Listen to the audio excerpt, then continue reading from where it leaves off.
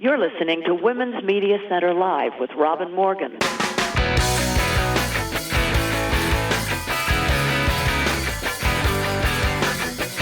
Welcome to Women's Media Center Live.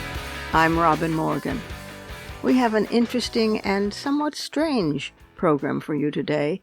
The interesting part definitely comes with my guest, who was born in exile, a South African, and grew up in exile, the child of revolutionary parents fighting apartheid.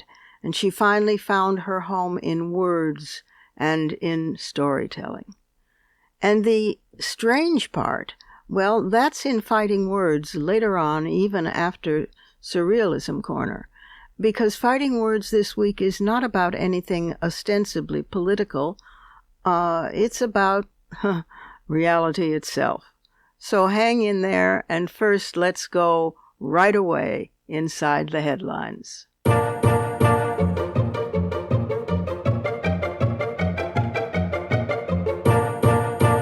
You might have heard of the new rules proposed by Secretary of Miseducation, Betsy DeVos, a year after she revoked crucial Title IX guidance rules for campuses regarding sexual assault, stalking, and harassment, if the crimes are, quote, outside of the school program, meaning that a first-year student would be forced to share classes with her rapist because the assault happened at a party across the street from campus.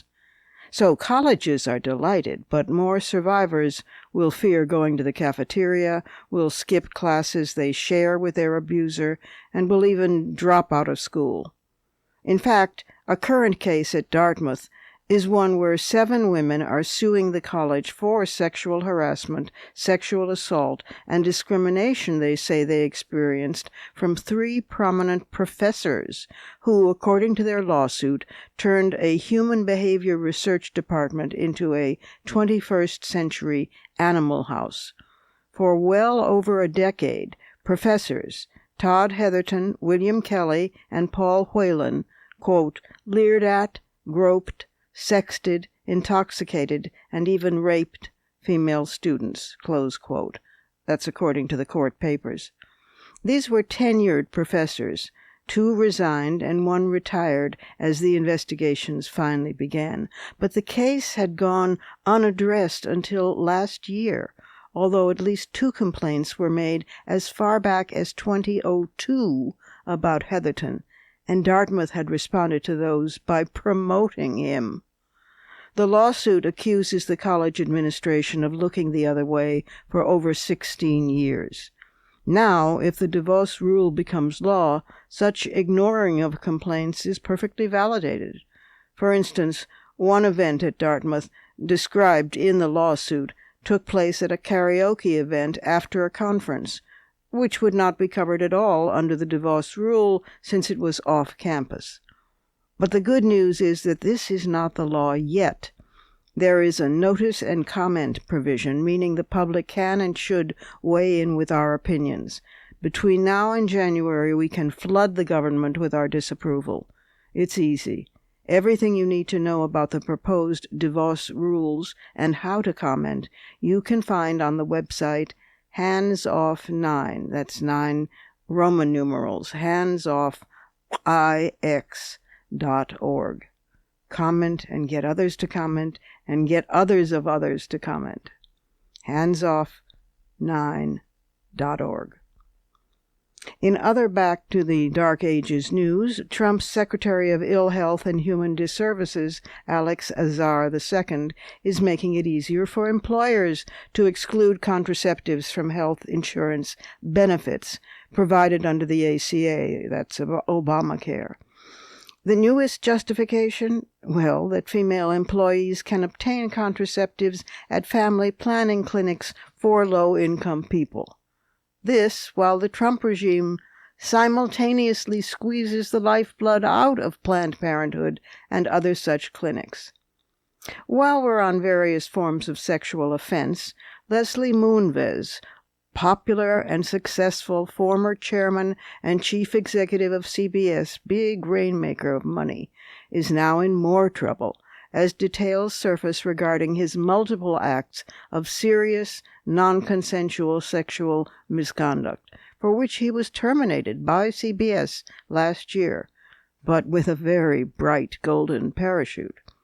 Now CBS is claiming that the $120 million settlement he supposedly would receive is null and void since he was fired for cause. It turns out he allegedly destroyed evidence and lied flat out to investigators about the allegations, one of which is that numerous people, including one board member at CBS, knew that the company employed an assistant who was, quote, on call to perform oral sex on Mr. Munivez, close quote. You know, the entitlement to depravity aspect of this takes your breath away. Well, we'll see who has to pay up. Most of the 3.9 billion people in the world who are offline are female.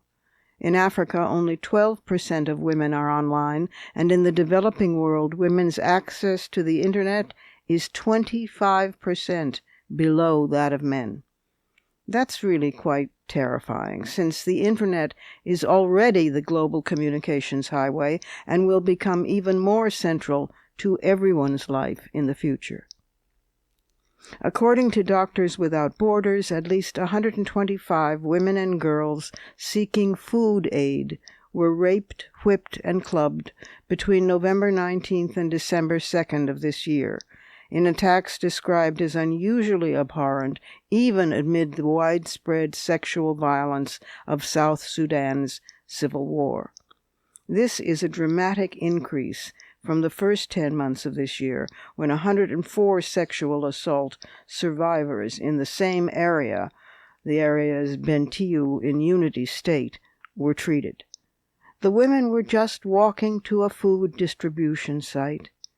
The State Minister for Information declared that a rape of such magnitude cannot be true, and added that the state respects human rights and human women's rights top our list. Thousands of women, plus men of conscience supporting them, took to the streets of countries around the globe on November 25th, the day set by the United Nations to protest violence against women. And for the first time ever, the International Union of Superiors General, the Roman Catholic Church's global organization of nuns, denounced the culture of silence and secrecy surrounding sexual abuse in the Church, and urged nuns to report such crimes, including those committed against themselves, to the police. The organization represents more than 500,000 sisters worldwide. And last, a bit of good news. Dominique Crenn has won 3 Michelin stars, a first for an American woman chef. Michelin stars are somewhere above the Oscars and just below the Nobels, for cookery, that is. What's more, you can win a few at a time. Dominique Crenn runs her own modernist San Francisco restaurant, Atelier Crenn, and she was a guest on this program in episode 210 on May 28, 2017. In our conversation, she made it clear that prizes were nice. She already had 2 stars. But that she was a feminist, and what she had really found exciting was the first Women's March, for which she had closed the restaurant so her entire staff could go together with her, all wearing their pink pussycat hats. Her tasting menu is over $300, but still, it's lovely that 3 Michelin gold stars are awarded to a feminist chef.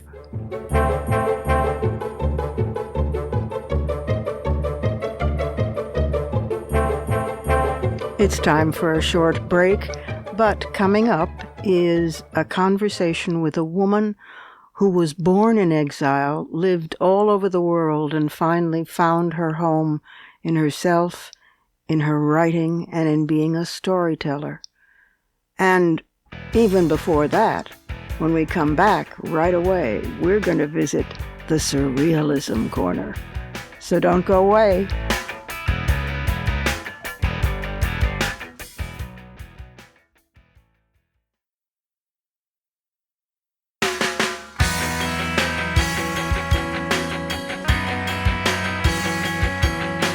Subscribe to this program on your favorite podcast platform and leave us a review. Follow us on Twitter at WMC Live, like our Facebook page at facebook.com/WMC Live, and visit us at WMCLive.com for more information about our show and our guests. You're listening to Women's Media Center Live with Robin Morgan.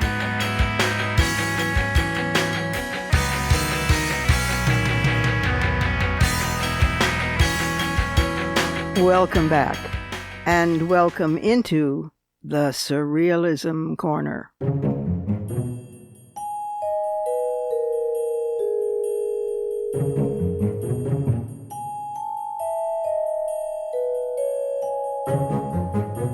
Today we have a number of shorties, like this one.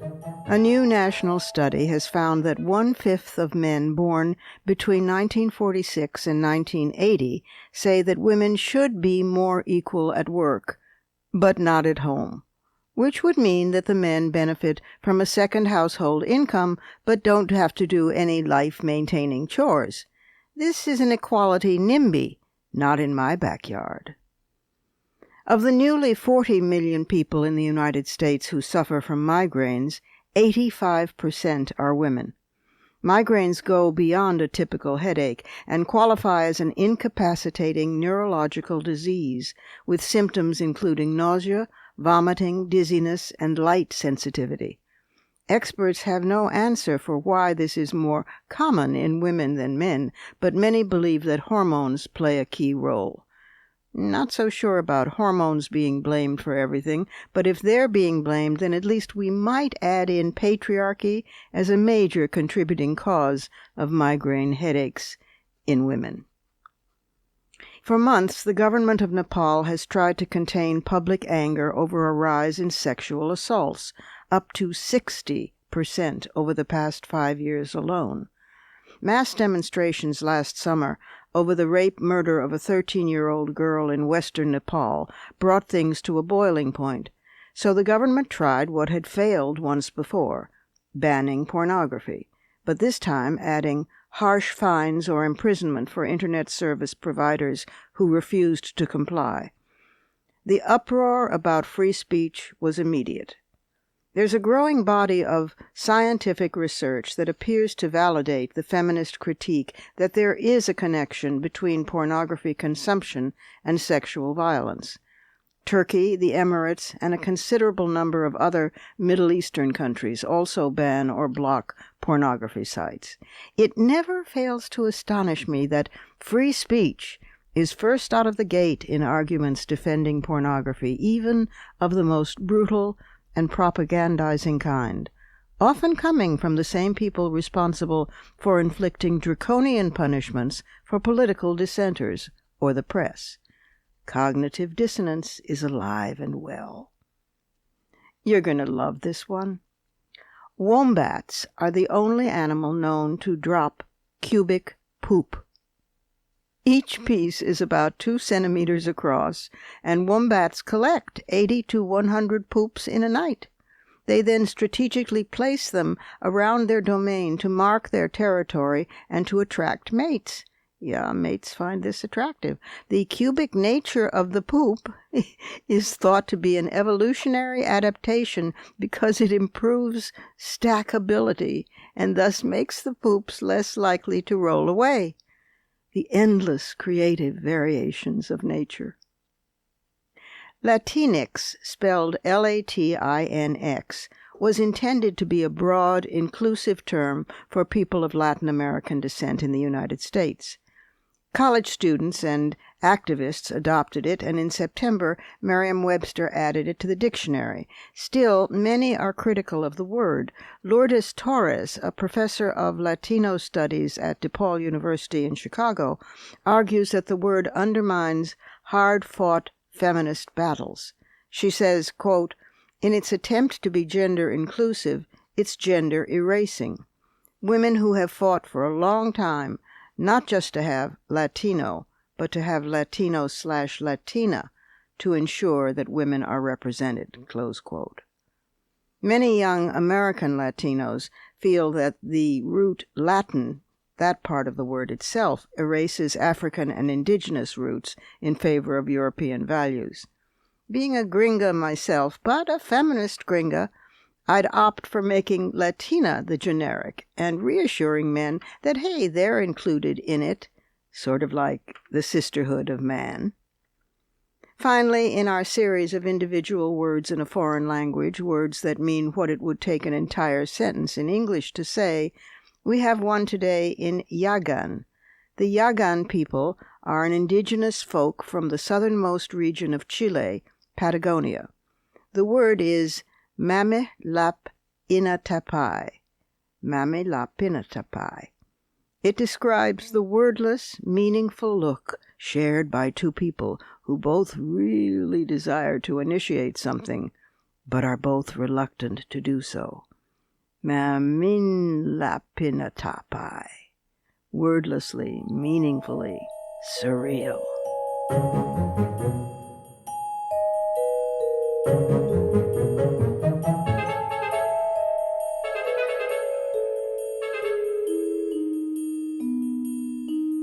It's time for another pause, a short one, in our program. But when I return, I'll be talking with a South African writer whose work is focused on race, gender, and democracy. What could be more important? And, of course, on telling stories.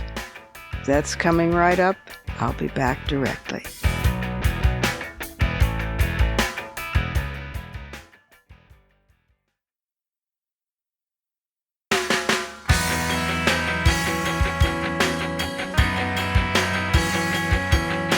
The Women's Media Center, founded in 2005 by Jane Fonda, Gloria Steinem, and myself, is a progressive, nonpartisan, nonprofit organization working to make women visible and powerful in media. You can learn more about the WMC at womensmediacenter.com. You're listening to Women's Media Center Live with Robin Morgan.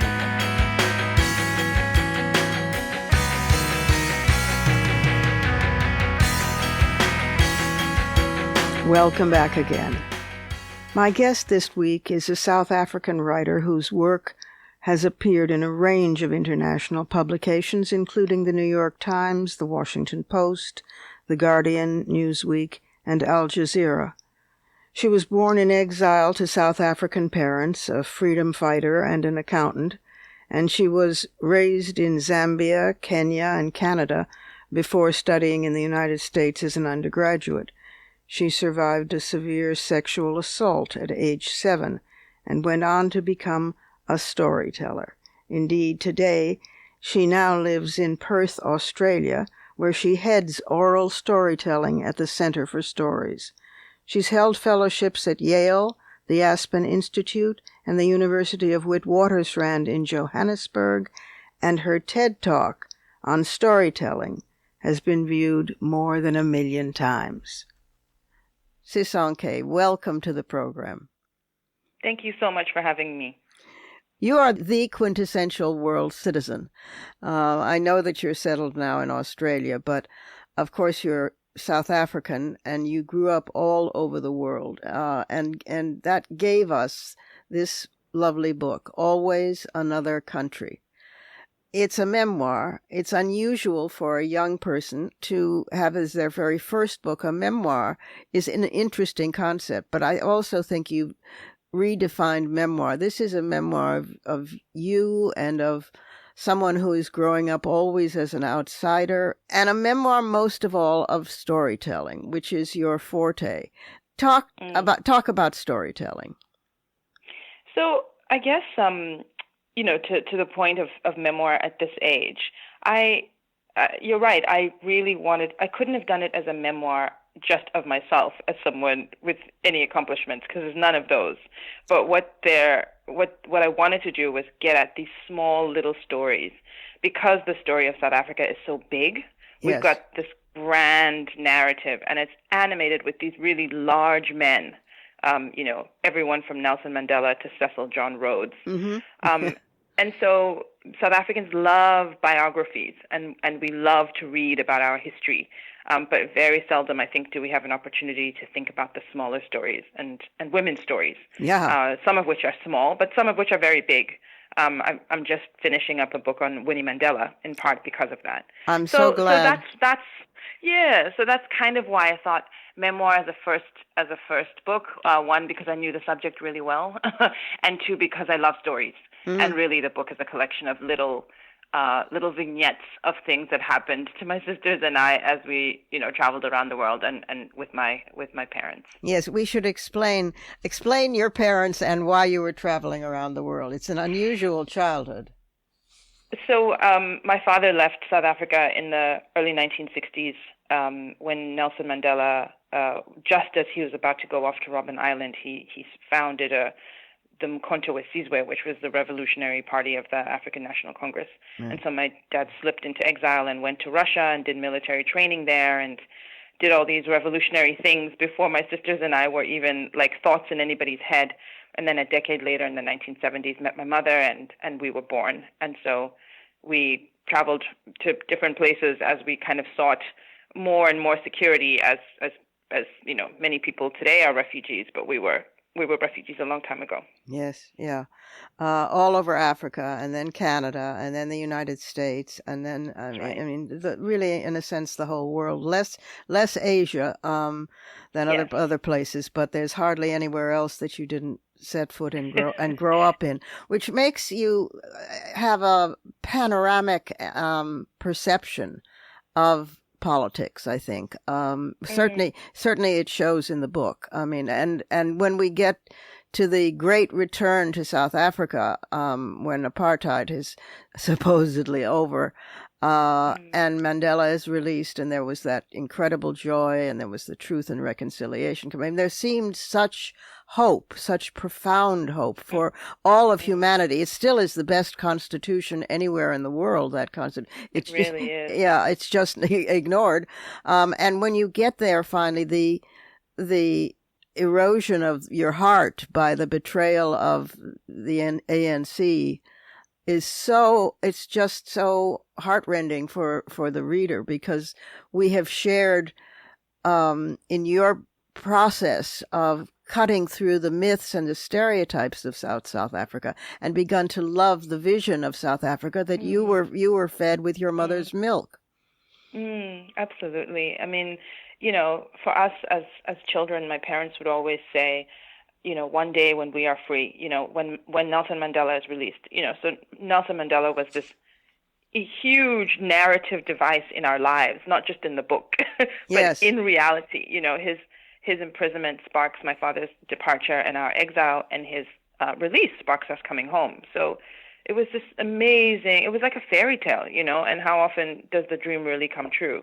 Yes. So it was just remarkable. It was wonderful to get to know, cousins who look like you, and you've never seen these people before. Yeah. It was really amazing.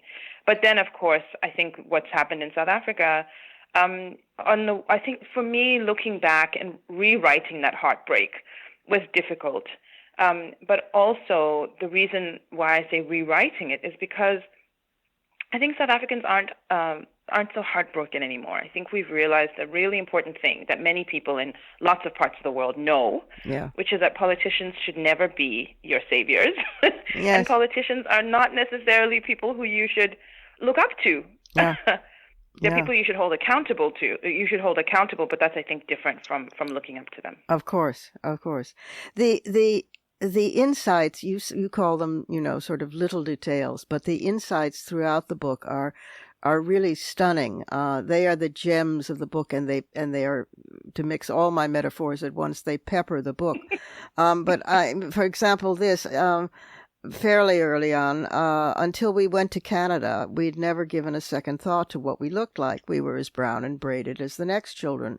We had spent our childhoods flaunting our idiosyncrasies, reveling in a community that embraced peculiarity because it was premised on the rejection of the totalitarian society we were fighting in South Africa. To be yourself was to be free. The adults would watch us streak past them in Nairobi and remark, "Oh, those children are so free."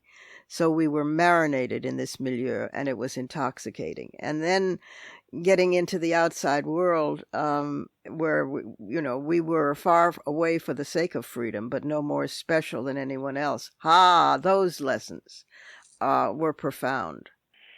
For us growing up, everything was political.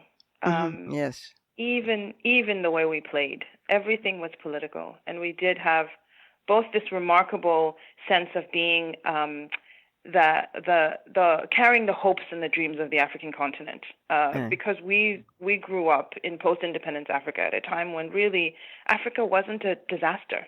People didn't think about Africa as a failure. Everything was still ahead of us. There were no, dictators, and all of that stuff hadn't happened yet. And so we really embodied that sense of feeling like we were very, very special. Yes.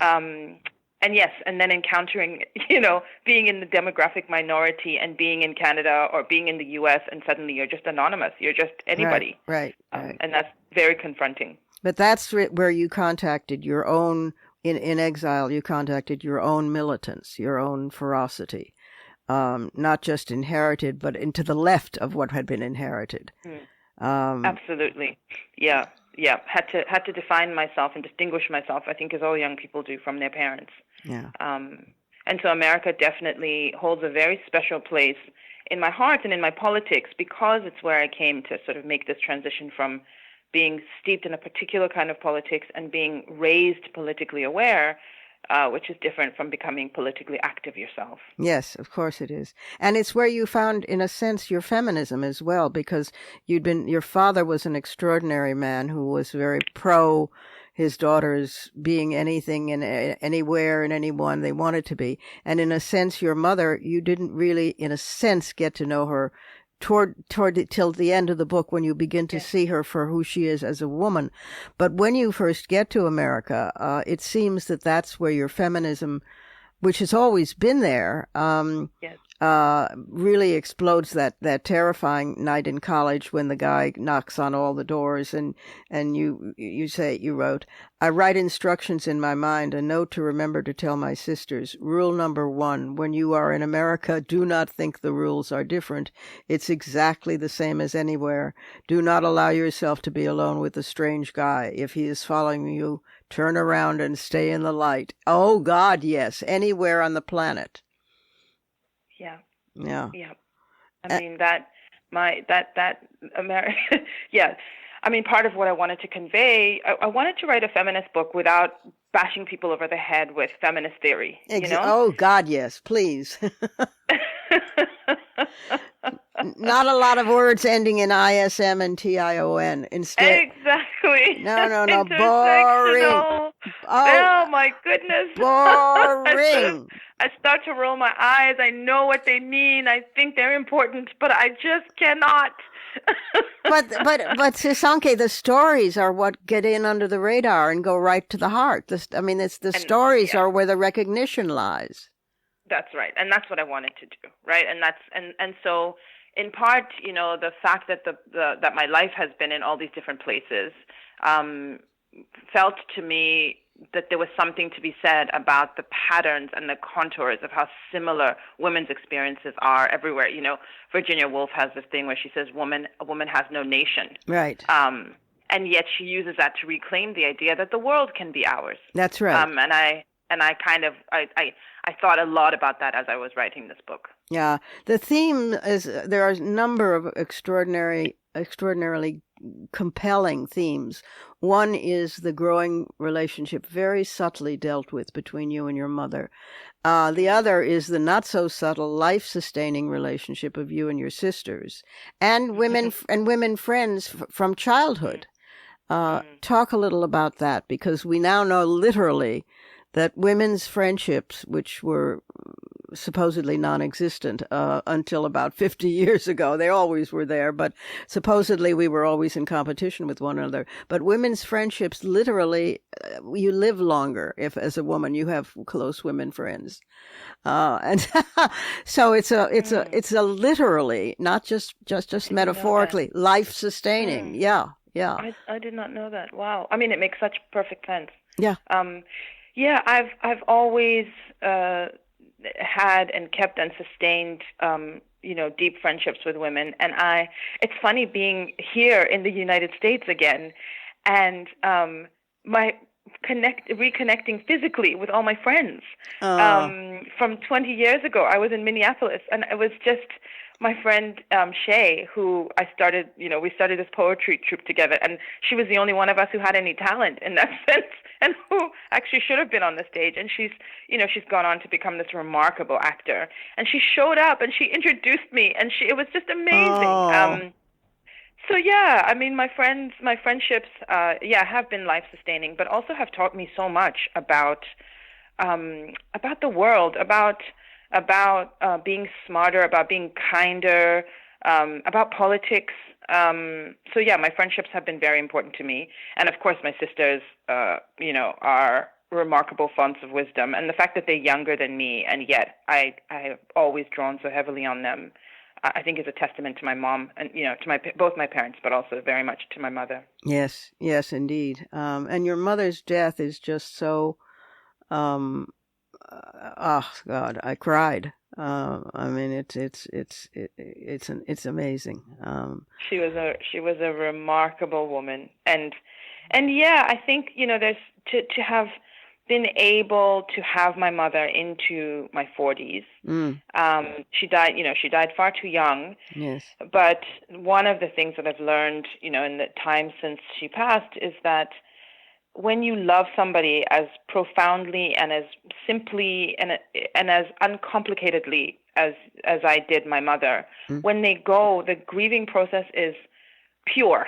Yes. It's not cluttered by what I could have said or I wish, So then when you come out of the other side of it, what you have is love, and you have memories, and of course it's hard, but it's not. Well, you made the connection in time. Exactly. So they would have no regrets. There's no unfinished business. Yeah. Exactly. Which is so I can beautiful. appreciate her for who she was. Yeah. And your father was an amazing man. What a guy. He's he's still very much around, yes. And sends us messages all the time. I love you, girls. Why aren't you calling me? but at least in the book, it's remarkable, because here is this guerrilla fighter, who is the tenderest of fathers and who really parents as much as he can. I mean, he puts you to bed, he gives you baths, he does, he gets angry if you're not doing your homework. I mean, he's not just helping her with the kids. Obviously, she did more than him, but there's a very different approach to parenting that he took, with no movement support, with no consciousness about that abroad, as there is now with all the father courages around, trying to learn how to really seriously co-parent. That's a really good point. I think my dad is interesting because he loves kids, even now with all the grandkids that he has. He's so present. And we were laughing the other day because my sister filmed this little clip of her.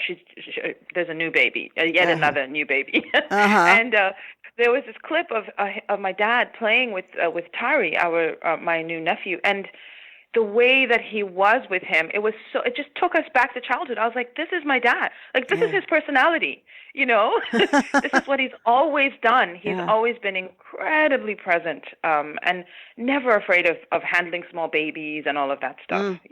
Oh, I can't touch it, I might break it. None of that for him. None of it for him. No, none of that. Well, I know that you're on book tour and I shouldn't keep you longer, but I have one last question, which I don't know that you can answer, but the people will get cranky with me if I didn't ask it. What do you see as the future at this point for South Africa? What do you see happening, and what internationally can we do to help good things happen?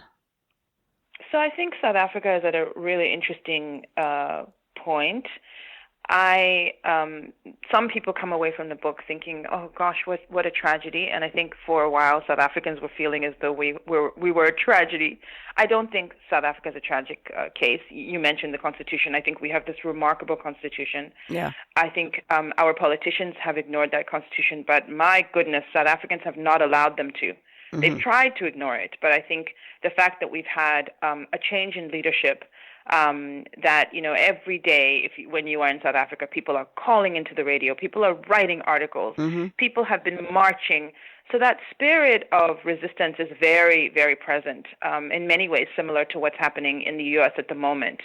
So the answer for me about how I feel about South Africa is very similar to how I feel about many parts of this world where politicians have run amok, which is that the answer has to be in people organizing. Yep. That we are not here to be led, that, if anything that we can take from Nelson Mandela, it's that you take the struggle into your own hands, that resistance belongs to us. Yes. And so I'm very hopeful that South Africans have organized and are continuing to organize. We have a big national election next year, so we're going to get out the vote. And I think in terms of international people, it's not to give up.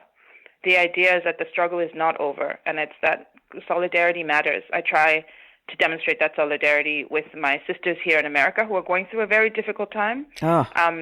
And I think it's important for us to, more than ever, to keep those linkages up and to keep that pressure up and to think about how the way you operate in one part of the world can help figure out how you operate in another part of the world. Yes. And I think the women's movement is particularly adept at learning that, because being raped feels the same wherever you are. Childbirth, if you have children, feels the same wherever you are. There is a consistency, even across race and class lines, cross-culturally, about the position of female human beings. And I think that unity and the pissed offedness, justifiably raged, that women are going through now about the way the guys have mucked up the planet, is a saving grace for all of us. At least one hopes so. I mean, it's a gamble at this point, but I'd rather be on this side of that gamble than not. Absolutely, on the side of the good. Yes. Yeah, absolutely. And hope and resolve, Yeah. Fighting for the good things. Thank you, Sisonke, for Always Another Country. It's a memorable book. As a memoir, it goes into one's own memory and sticks there, and you go back and reread parts of it because of just the beautiful writing or the profound universality of a very specific story, and that's a sign of a really fine book. And thank you that the next book is going to be on Winnie, because the wronging of Winnie has been a particular cause of mine for some years. Not too long ago, I had as a guest the woman, I think she's Dutch, so she's not South African, but the woman who did the film Winnie. Yes, she's French. Yes, she's Pascal French. Lamoche.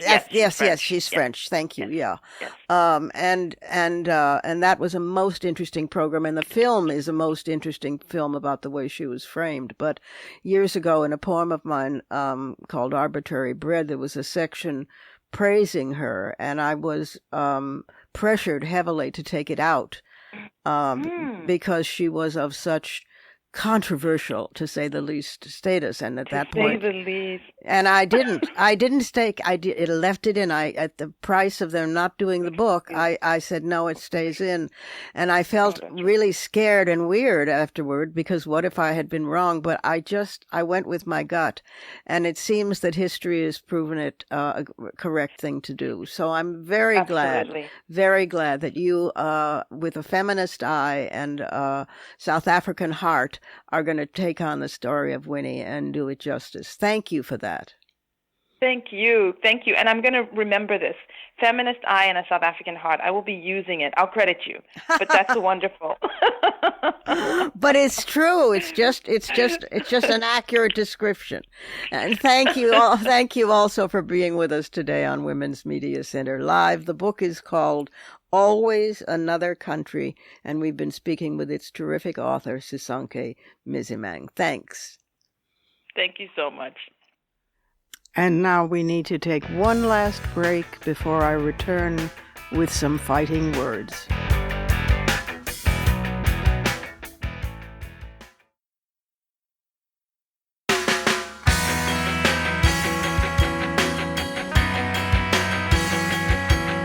For the smartest talk about news, politics, sex, books, religion, race, and more, it's Women's Media Center Live with Robin Morgan.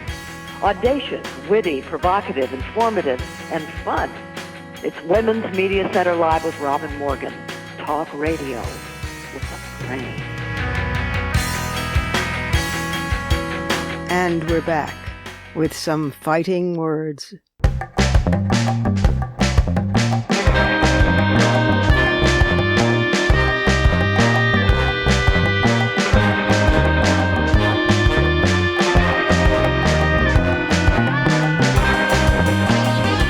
Warning, this is about nothing relevant except reality. Poor reality. It's so threatened these days. Now, I'm devoted to imagination, and as you may have gathered, I'm quite a fan of the surreal and the suprareal, even though I'm not quite sure what that last is. But I feel bad for poor reality. After the Age of Enlightenment, it was promised a better future. And in our modern, rational society, many of us thought we had finally come to the point where reality would be dismissed only by folks certain that a bearded old white guy on a gold throne in the clouds was their salvation, or else that drinking Kool-Aid would hasten the comet that was coming to take them to another planet. But no, it was unrealistic for us to think that. There is a new so-called therapy gaining great popularity for use with people who have Alzheimer's and other forms of age-related dementia, or at least popularity with their families. It's either an ingenious, compassionate idea, which is how it's being sold, or it is the most manipulative, cynical, misleading concept since the Nazis had the phrase Arbeit macht frei, work sets you free, posted above the entrance gates of the extermination camp Auschwitz to masquerade it as a work camp and stave off rebellion from the prisoners. Picture this. A group of people are ushered through the massive doors of a warehouse in a San Diego suburb. They emerge into a place called Town Square, a 9,000 square foot working replica of a 1950s downtown, built and operated by the George C. Glenner Alzheimer's Family Centers. The design is intended to evoke the years from 1953 to 1961, when most people now in their 70s and 80s were in their adolescence and early 20s. It has rotary phones, a parked 1959 Ford Thunderbird, a classic jukebox, portraits of Hollywood stars, and vintage books and magazines.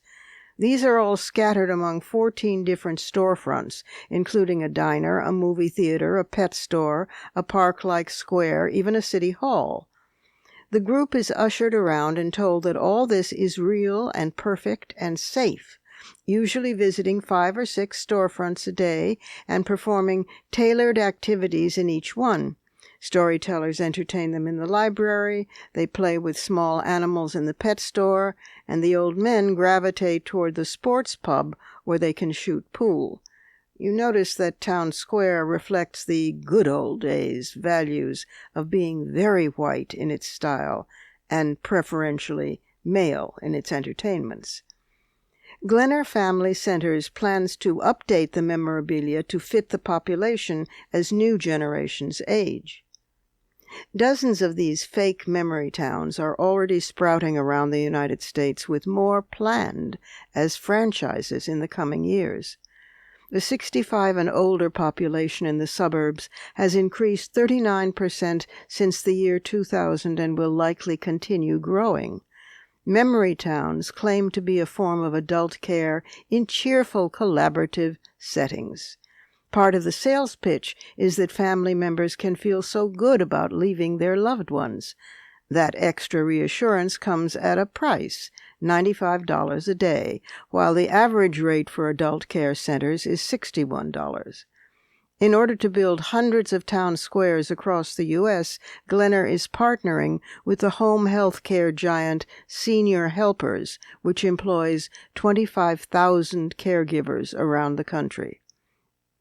In case you're not squirmingly uncomfortable already, get this. Reminiscence therapy, as it's getting called, has been tried on older people who don't have dementia, with some evidence of, quote, mood improvement. I guess they looked at the world around them and got depressed. We don't know what some evidence means, but we do know that Glenner's Center's CEO Peter Ross hopes to bring it to a larger market. Quote, any senior looking for an interactive program to make their day might be at home in one of the future fake towns, he said in an interview in The Atlantic. He likens Town Square to Disneyland for the elderly. That's a uniquely American commercialization of nostalgia that raises more questions than I have time and space to engage. Do people respond to these places because they remind them of their youth, or does their form matter too? What if they didn't grow up in a small town, or did but ran away to a city as soon as they could escape? For a hefty sum, families of people with cognitive disabilities get time off from caregiving, and God knows they deserve it, if they can afford it. What if they can't? And what about the travelers down memory lane themselves? What if they're black or Asian or Hispanic, caught in the white bread nightmare?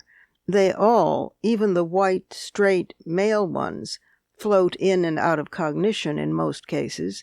What happens if you surface into reality to find yourself standing smack in the 1950s as if you'd wandered into the movie Back to the Future? What happens when you glimpse that everything you were just participating in was fake, as in another film, the mild horror pick, The Truman Show? Do such realizations shock you and send you permanently over the edge? They certainly would do that to me. But then to me, who partly grew up in a small town and have no nostalgic affection for them, for me, who detested every moment of the suffocating, McCarthyite, duck and cover under your school desk to be saved from the atomic bomb, to me, the 1950s, and finding myself in Nostalgiaville would be to discover that I believe in hell after all, because I am in it. There are many ethical questions swarming around this new industry. Is it government regulated? Oh my God. Is it not government regulated? Oh my God.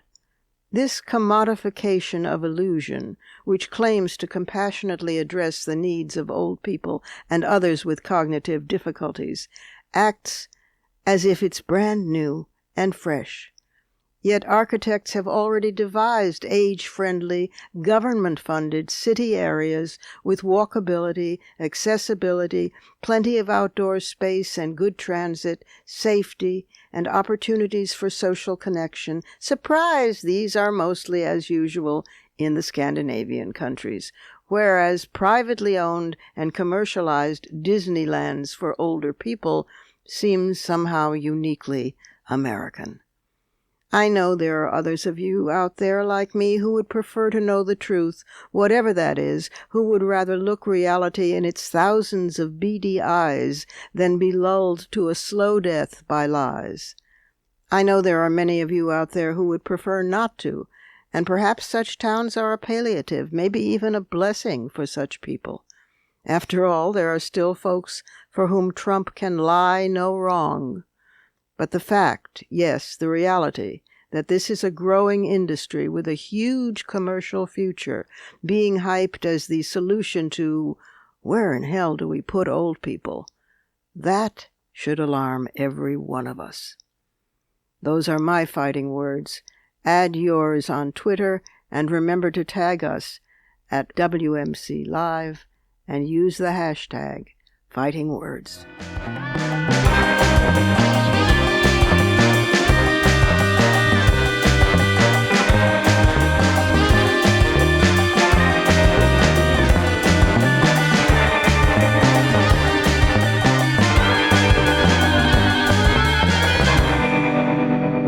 And that's our show for today. You can follow me on Twitter at @TheRobinMorgan and on Facebook at facebook.com/TheRobinMorgan. Check out my blog at robinmorgan.net and find my latest book, Dark Matter, wherever books are sold. Opinions expressed on this program do not necessarily represent the Women's Media Center. Here's the family for our show: Executive producer as well as founding and sustaining sponsor Regina K. Scully. WMC president and co-executive producer of this program, Julie Burton. I'm Robin Morgan, your producer and host. Thank you for being with us. Join us again next time on Women's Media Center Live.